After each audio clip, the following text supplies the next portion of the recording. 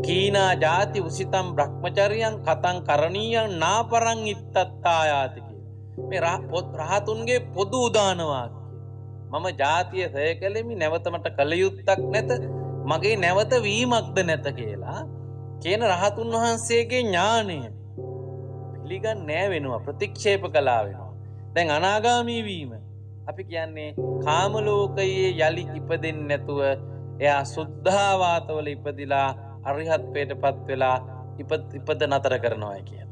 සකදාගාමි වෙනකොට අපි කියන්නේ කාම ලෝකයට එක්වරක් විතරක් සකින් ආගාමී යලි උපදිනවායි කියන. සෝතාපට්ටි වෙනකොට අපි කියන්නේ නතේ භවං අට්ඨමං ආදියන්ති. ඒතකොට හතක් තියෙනවා. කර්මය පිළිගන්නේ නැත්නම් ඒ හතක් බෑනේ. කර්මය පිළිගන්නේ නැත්නම් අනාගාමි කතාව පිළිගන්නත් බෑනේ. අරිහත් කතාව පිළිගන්නත් බෑනේ. පෘථග්ජන කතාව පිළිගන්නත් බෑ. කර්මය පිළි නොගැනීම අතිශය භයානක ධර්ම විකෘතියක්. කර්මය පිළි නොගැනීම ඇතුළේ ඔබ නොපිළිගන්නේ බුදුරජාණන් වහන්සේගේ ප්‍රධාන තියලු ඉගැන්වීම. මොකද සෝතාපන්න, සකදාගාමි, අනාගාමි, අරිහත් කියන මේ සතර මග සතර ඵලයන් නොමැති ලෝකෝත්තරත්වයක්, නිවන් දැකීමක්, ලෝකෝත්තර සිත් පහළ වීමක් පිළිබඳව සූත්‍රවලවත් අභිධර්මයේවත් පින්නතුනේ කතා කරන්න බෑ. එතකොට ඒ කතා කරන හැම තැනකදීම කතා කරලා තියෙන්නේ පුනර්භවයක් තියෙනවා.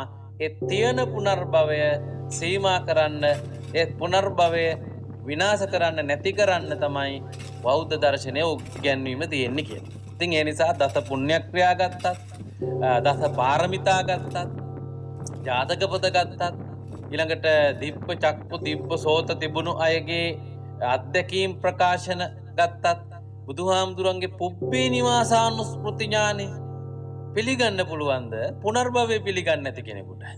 පුබ්බේ නිවාසානුස්මෘති ඥානය කියන්නේම මොකක්ද? පෙර විසූ කඳ පිළිබඳව ඥානය. එතකොට පෙර ඉඳලා දැනුත් ඉන්නවට තමයි මේ පුනරුත්පත්තිය කියන්නේ.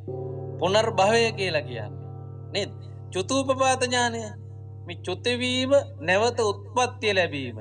මේකෙන් අනාගතයේදී පුනර්භවයක් තියෙනවා කියන එක තමයි කියන්නේ. ඒ නිසා මතක තියාගන්න බෞද්ධ දර්ශනය ඊටාම නෝගත් මානවයාගේ ඉඳලා ඊටාම ගැඹුරු ප්‍රඥාවක් තියෙන එක්කනට තේරුම් ගත හැකි පරාසවල දේශනා කරලා තියෙනවා මේ කර්ම සංකල්පය.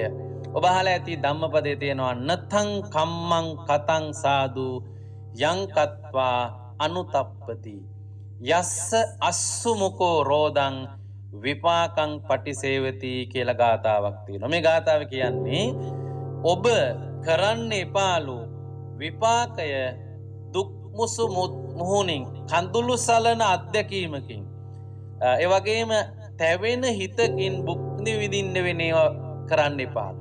තංචකම්මං කතං සාදු යං කତ୍වා නානුතප්පති. ඔබ කරන්නලු විපාකයේ පතීතෝසුමනෝ ප්‍රසන්න හිතකින් hina වෙලා භුක්ති විඳින්න පුළුවන් වෙන ඒවා, සතුටෙන් භුක්ති විඳින්න පුළුවන් වෙන ඒවා සිද්ධ කරන්නලු. ඒ කියන්නේ විපාක දීම, කර්ම සිදුවීම, විපාක දෙන්නේ හේතුඵල ධර්මතාවයේ අනුව කරන ලද කර්මයේ ස්වභාවයට බව පටිච්ච සමුප්පාදේ උගන්වන ඉගැන්වීම බුදුරජාණන් වහන්සේ ඊටාම සරල උපමාවල සිට පැහැදිලි කරලා තියෙනවා.